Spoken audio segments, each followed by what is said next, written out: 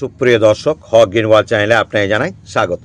Thumbnail এবং title থেকে বুঝতে পারছেন কোন গাছের ভিডিও করছি। হ্যাঁ বন্ধুরা, ঠিকই ধরেছেন, এটি হচ্ছে কালঞ্চরে একাধিক কালার রয়েছে। এইটা একটি কালার রয়েছে, এটা আমার আগে থেকে ছিল, এটি আমাকে এবার গিফট করেছেন একজন।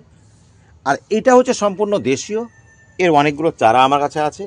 এইটার ফুল এখনও হয়নি, কবে হবে বলতেও পারছি না, হলে নিশ্চয়ই আপনাদের সামনে নিয়ে আসবো। যাই হোক, জাত যেরকমই হোক না কেন, বর্তমানে অবশ্য প্রচুর হাইব্রিড জাত দেখতে পাওয়া যাচ্ছে, বিভিন্ন কালারের, প্রচুর দাম নিচ্ছে, 150, 200, 250 করে। আগামীতে নিশ্চয়ই ওটাও কালেকশন করব।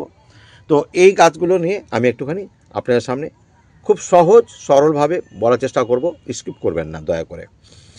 টবের কথা যদি প্রথমে বলি, টব অবশ্যই মাটির সবসময় ভালো, কারণ অতিরিক্ত জল অ্যাবজর্ব করে বলে গাছের খুব একটা ক্ষতি হয় না।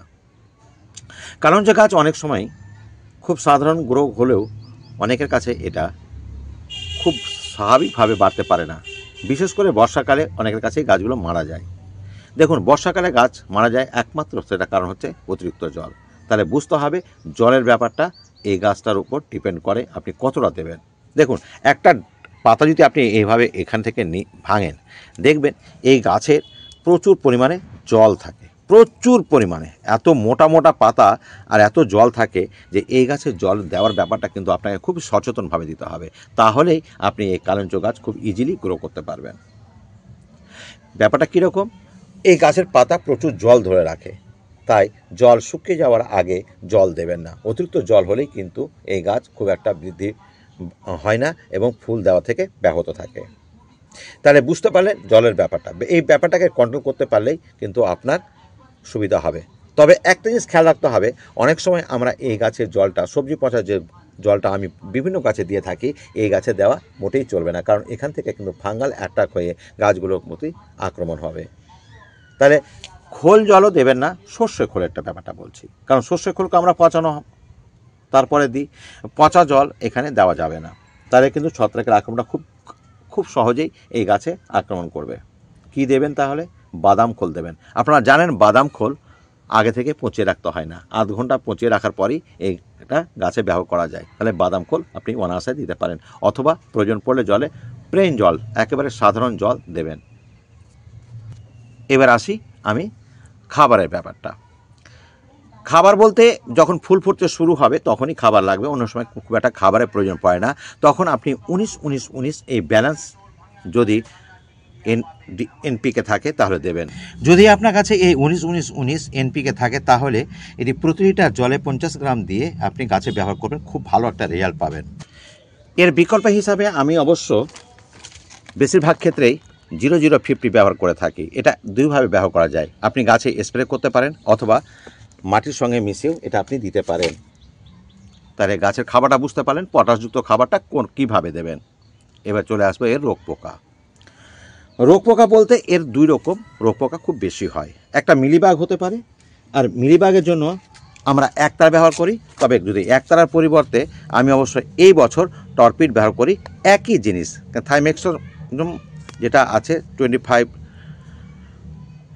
যেটা সেই এটা ব্যবহার করলে গাছেদের মধ্যে রেসিস্ট্যান্স তৈরি হয় না, ফলে এরা খুব সহজে কন্ট্রোল করা যায়। সে আপনার কাছে একতারা থাকলে আপনি একতারাও ব্যবহার করতে পারেন মিলিবাগের ক্ষেত্রে। এছাড়া হয় সাদা মাছি। সাদা মাছির সঙ্গে আপনার মাইটস হতে পারে। তো সাদা মাছি যদি হয়, আমি যেটা ব্যবহার করি সেটা হচ্ছে ট্রাইলগ। আপনাদের বলে দিচ্ছি ট্রাইলগ জিনিসটা কী। নিনেটেফুরান 20 WWSG যেটা আছে, আপনি কম্পোজিশনটা বলবেন, ট্রাইলগ না বললেও হবে, সাদা মাছি বলবেন। সেই সাদা মাছির ক্ষেত্রে এটা মাত্র লাগে 1/2 গ্রাম, 1 লিটার জলে দিয়ে স্প্রে করবেন। যদি গাছ ফ্রেশ থাকে, কোনো কিছু আক্রান্ত না থাকে, তাহলে নিম অয়েল আপনি অবশ্যই 15 দিনে একবার করবেন, দেখবেন আপনার গাছ খুব সুন্দর গ্রো করবে এবং প্রচুর পরিমাণে ফুল দেবে। আমি তাই করি, তাই আমার গাছে কোনো কিন্তু ফাঙ্গাল অ্যাটাক হয়নি। রাখবেন কোথায়? আপনারা জানেন যে সমস্ত গাছ ফুল ফল দেয়, সে সমস্ত গাছ, বিশেষ করে শীতের সময় যে সমস্ত ফুল দেয় যারা, তারা সম্পূর্ণ রোদ পছন্দ করে, অর্থাৎ যেখানে প্রচুর রোদ পাওয়া যাবে সারাদিন সেখানেই রাখবেন।